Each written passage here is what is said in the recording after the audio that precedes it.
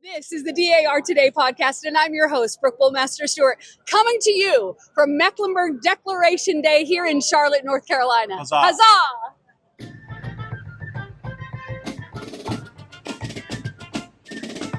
Isn't it exciting that we've finally begun our semi-quin celebrations? Today's episode is all about the Mecklenburg Declaration and its origins 250 years ago, May 20th, starting with the huge ceremony and celebration in Charlotte, North Carolina. Let's hear from a few people in attendance at the event there. Hi, I'm Janet Ashford. I'm here in downtown Charlotte at the MeckDec Day celebrating 250 years of freedom.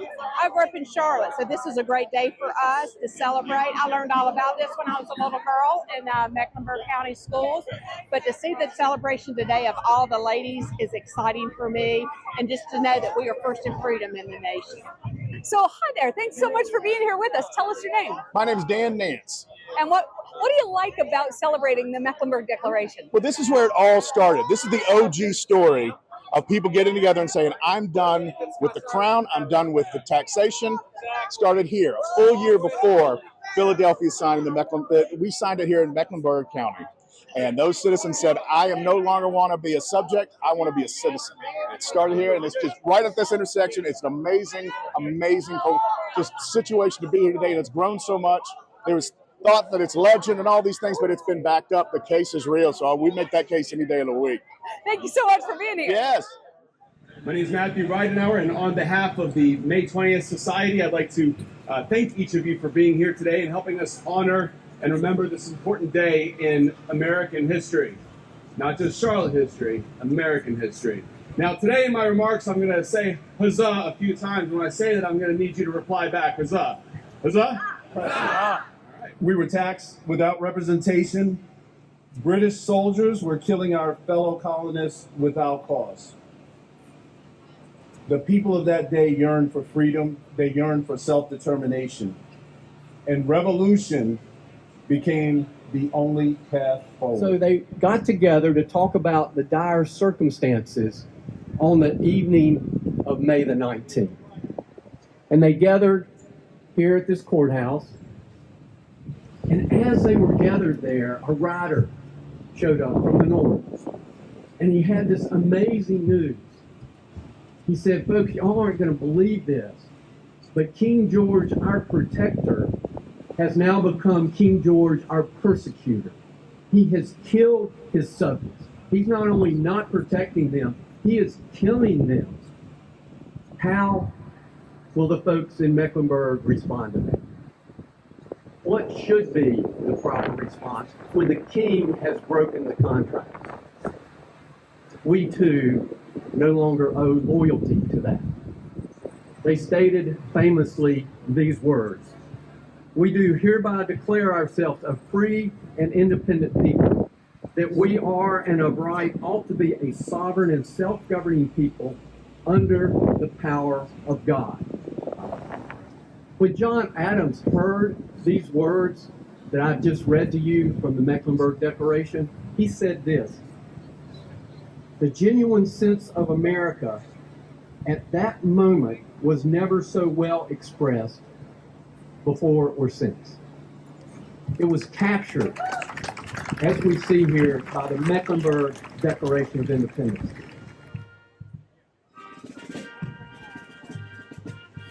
There at the intersection of trade and triumph, where the original Mecklenburg resolves were read to the crowds for the first time, there were hundreds of people there, all celebrating the significance of this stirring proclamation.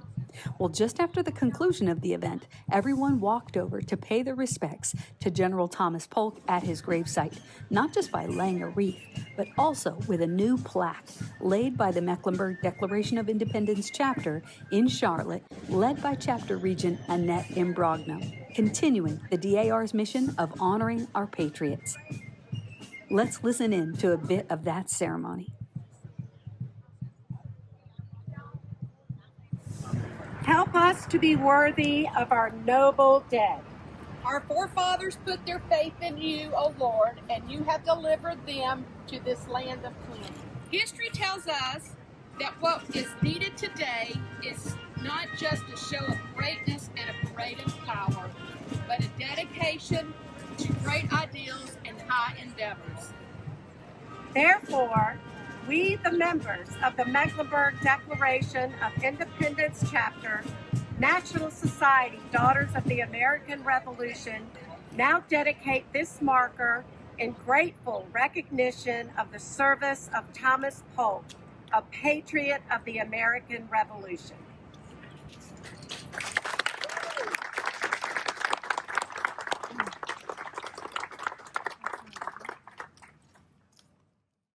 We dedicate ourselves anew to a faithful stewardship of the blessings we enjoy today.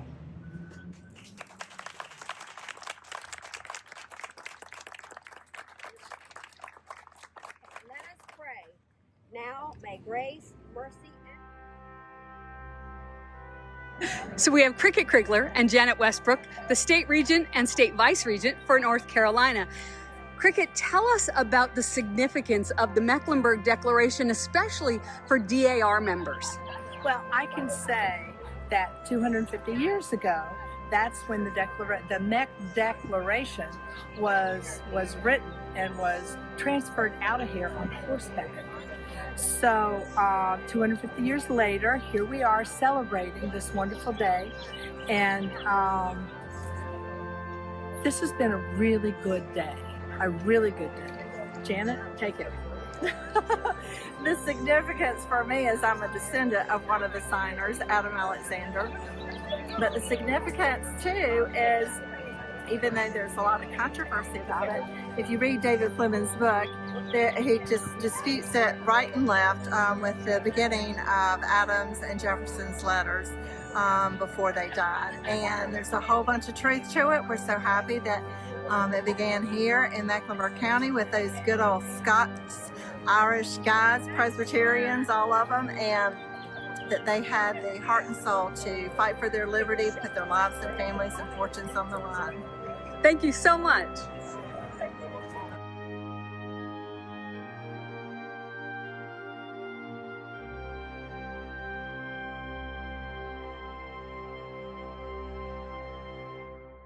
Now, May 20th was very special, of course, ending the day with the Captain Jack dinner that evening.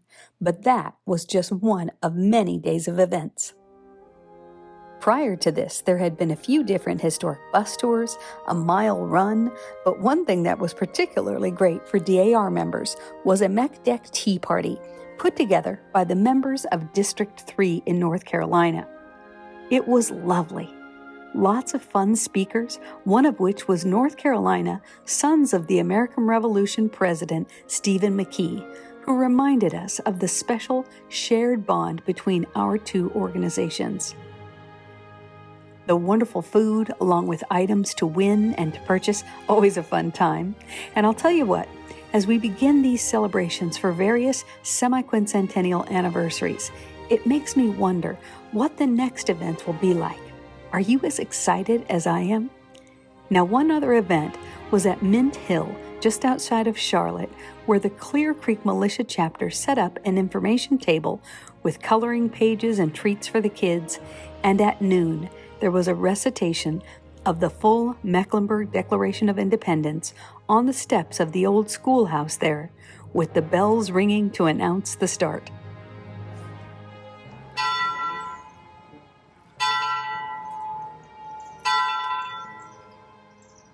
Resolved that we do hereby declare ourselves a free and independent people, that we are and of right ought to be a sovereign and self-governing people under the power of God and the General Congress.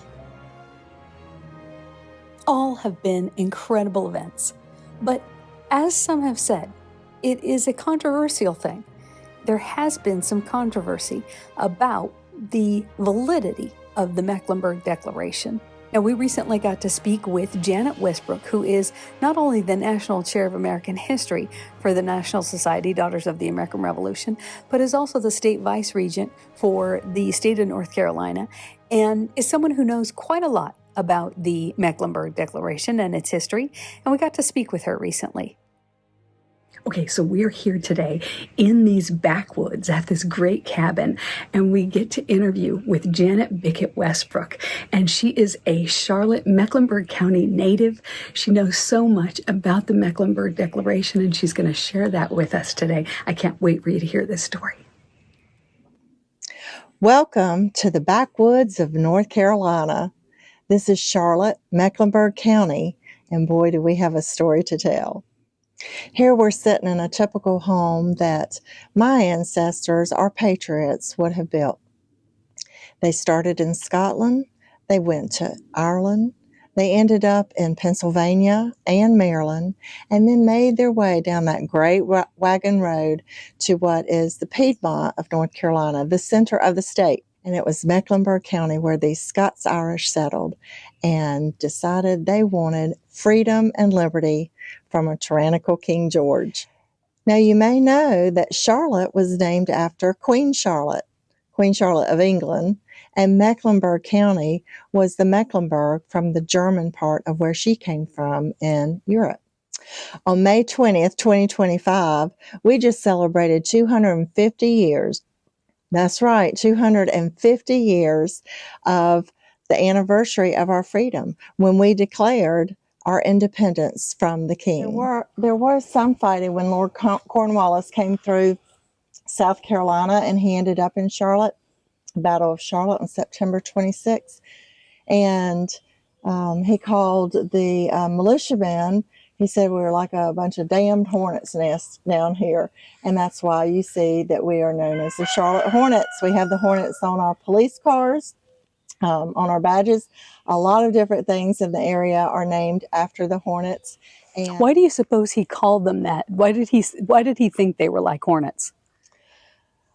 well, you know, the British were very organized in their militia, and we were militiamen.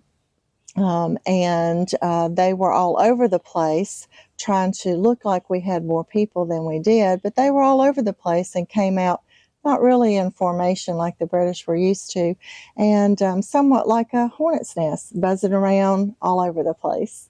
That's a neat analogy there. Thomas Polk was one of the first settlers in Mecklenburg County, and he was one of the driving forces behind the Mecklenburg Declaration of Independence. He and others, including the many Alexanders of the family, met on the Alexander farm and also McNitt's Freedom Spring, drinking a lot of whiskey and talking about freedom. You understand, in history, these Scots-Irish Presbyterians, they were highly motivated spiritually and politically for freedom and independence.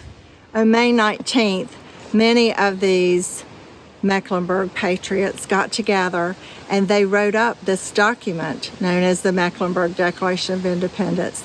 They stayed up all night making sure that it read exactly how they wanted it to say, knowing full well that it could cost them their lives, their property, their fortunes, their families, but they did it anyway. On May 20th, after a full night of discussing and perfecting this document, they were ready. The Charlotte people came out in droves to listen to this declaration. They cheered, they huzzahed. There were some that didn't approve, but for the majority of these Scots-Irish people, they were ready and they knew that it could mean more. One of the signers of the Mecklenburg Declaration of Independence, I'm proud to say, is Adam Alexander, and I'm a direct descendant of him. He was one of 6 Alexanders of the 27 men that signed the Mecklenburg Declaration of Independence, those Scots-Irish Presbyterians. There are many documents that can be found in the University of Chapel Hill archives, including sworn testimony from over a dozen witnesses after, with detailed affidavits stating from judges, the governor, attorneys, businessmen, military from every rank, that the Mecklenburg Declaration of Independence is authentic. One of the reasons the Mecklenburg Declaration of Independence was in question was because of this. Captain Jack, who rode his horse to deliver it to Philadelphia, informed that the North Carolina delegates had consulted with members of Congress, including Hancock, Jay, and Jefferson, and they all agreed, while they approved of the patriotic spirit of the Mecklenburg resolutions, it would be premature to lay them officially before the House, as they still entertained some hopes of reconciliation with England. Here's a great book by David Fleming that documents his quest in proving that the Mecklenburg Declaration of Independence did truly exist and was delivered to Philadelphia a full year before July 4th, 1776. Let me read from there, just a little excerpt. Put it this way, if the MeckDec were ever put on trial, it would have more than a dozen of the best possible witnesses available. Men who had lived their lives sworn to a higher truth by their trade, their faith, their honor, or often all three.